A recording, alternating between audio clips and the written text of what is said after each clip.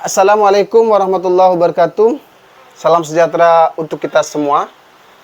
Sahabat-sahabat, rekan-rekan dimanapun Anda berada, semoga dalam keadaan sehat dan berbahagia selalu.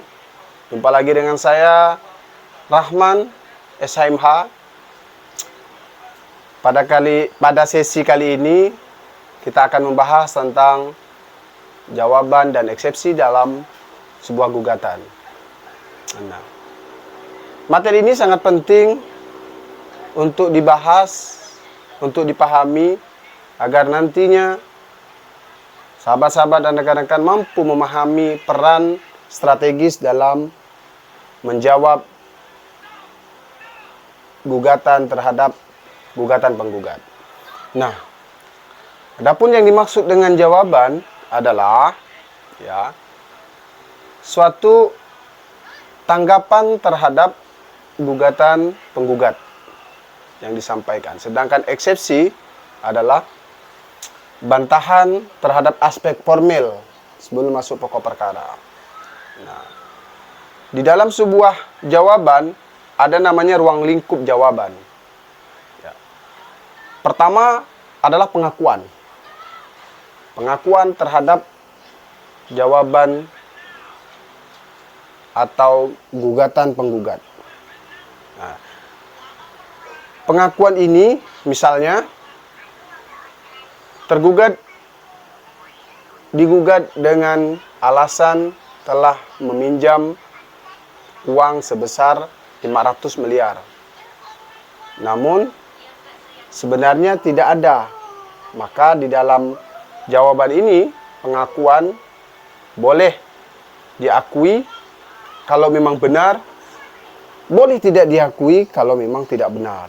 Misal bahwa tergugat tidak meminjam uang sebesar 500 miliar atau 500 juta. Ya. Nah, itu sebuah pengakuan. Kalau memang benar mengakui, maka jawablah dengan bahwa benar tergugat meminjam uang sebesar 500 juta rupiah. Kemudian bantahan. Nah, bantahan ini membantah seluruh seluruhnya maupun sebagiannya. Dalil-dalil yang disampaikan oleh penggugat terhadap gugatan itu boleh dibantah. Nah, contoh, tergugat digugat dengan alasan meminjam uang 150 miliar. Namun sebenarnya itu tidak benar. Yang benar itu tergugat hanya meminjam 100 miliar. Oleh karena itu boleh dibantah. Nah, bahwa dengan dalil-dalil penggugat itu tidak benar, karena yang sebenarnya tergugat hanya meminjam 100 juta. Boleh.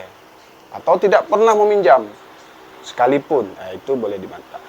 Yang ketiga adalah rekonvensi. Ya, rekonvensi. Rekonvensi ini merupakan sebuah gugatan balik terhadap gugatan penggugat yang digabungkan dalam jawaban. Nah, karena merasa tergugat ini dirugikan terhadap fasilitas yang diberikan oleh penggugat.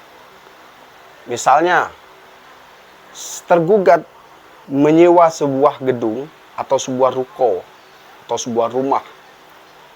Nah, ketika menyewa, di dalam gedung atau rumah itu ternyata bocor atau lantainya rusak, sehingga menyebabkan barang-barang penggugat atau barang-barang tergugat itu rusak semuanya. Nah, ketika penggugat menggugat karena tidak membayar dengan alasan sudah lewat waktunya, maka tergugat boleh merekonvensi terhadap gugatan penggugat dengan alasan kerugian yang dialami oleh tergugat terhadap barang-barang yang disebabkan oleh kebocoran ataupun ambruknya lantai rumah yang disewakan. Nah, keempat adalah eksepsi. Nah, Eksepsi ini bantahan terhadap aspek formil. Lalu apa ruang lingkup daripada eksepsi? Nah, pertama, eksepsi terhadap kewenangan. Kewenangan pengadilan ya. Ada yang namanya kewenangan absolut, ada yang namanya kewenangan relatif. Kewenangan absolut ini berkaitan dengan pengadilan yang memeriksa perkara. Boleh atau tidaknya. Ya. Suatu perkara itu oleh pengadilan diperiksa. Yang kedua adalah kewenangan relatif. Kewenangan relatif ini merupakan suatu wilayah hukum, suatu pengadilan untuk memeriksa sebuah gugatan. Ya, itu namanya kewenangan relatif. Atau berkaitan dengan yurisdiksi, yurisdiksi pengadilan. Misal, pengadilan Jakarta, ya, yang berhak untuk memeriksa karena wilayah hukum tergugat ada di Jakarta. Gugatan dilayangkan sesuai dengan domisili tergugat. Nah, ternyata tergugat ini bukan di Jakarta, tetapi ada di Surabaya. Nah, maka dengan demikian maka dalam gugatannya ini boleh dieksepsi. Ya. Atau di dalam gugatan itu atau di dalam suatu perjanjian itu ada yang namanya pilihan hukum atau choice of law. Ketika perselisihan atau adanya suatu perselisihan antara kreditur dengan debitur, ya, maka penyelesaiannya itu boleh memilih. Katakanlah pengadilan Jakarta ya, dalam choice of law-nya, di dalam sebuah klausulnya itu. Ternyata digugatnya di pengadilan Surabaya. Nah, maka dengan demikian itu bukan wilayahnya pengadilan Surabaya karena berdasarkan choice of law. Oleh karena itu sesuai dengan perjanjian yang dipilih atau penyelesaian sesuai dengan pengadilan yang dipilih dalam suatu perjanjian. Nah, kemudian adalah di dalam eksepsi itu ada namanya gugatan penggugat itu obscure libel atau tidak jelas. Ya. Tidak jelas gugatan penggugat, kabur. Nah, maka itu gugatannya disebut dengan obscure libel. Itu boleh dilakukan eksepsi. Yang ketiga adalah plurium litis consortium, di mana gugatan penggugat itu kurang pihak. Yang seharusnya menggugat itu lengkap, ada PTA, PTB, PTC. Nah, ternyata yang digugat oleh penggugat itu hanya tergugat saja selaku PTA. Seharusnya ada PTB, PTC sebagai tergugat maupun turut tergugat. Maka itu boleh dilakukan eksepsi terhadap kurangnya para pihak atau plurium litis consortium. Nah, yang ketiga adalah error in persona, di mana gugatan penggugat ini salah sasaran atau salah orang. Maka disebut dengan error in persona. Seharusnya menggugat PTB, ya, ternyata dia salah menggugat PTA. Nah, maka dari itu disebut dengan error in persona. Atau bisa saja salah gugat orang, kalau sifatnya perorangan.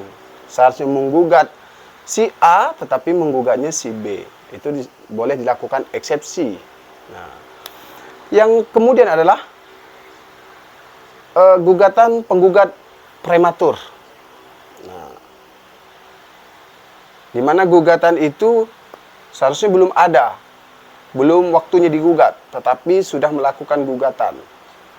Nah, itu gugatan prematur. Artinya, seseorang yang belum waktunya digugat, tetapi penggugat sudah menggugat.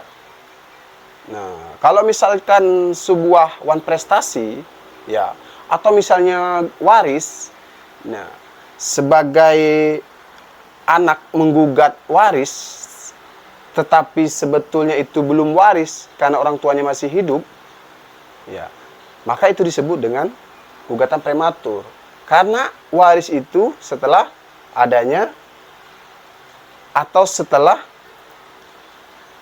orang tuanya meninggal atau almarhum, baru disebut dengan warisan. Nah, kalau sebelum meninggal itu bukan waris, tetapi hibah, maka disebut dengan prematur, wan prestasi. Kemudian adalah bagaimana format di dalam sebuah jawaban dan eksepsi. Pertama, identitas. Identitas penggugat, identitas tergugat, itu harus jelas. Yang kedua adalah eksepsi.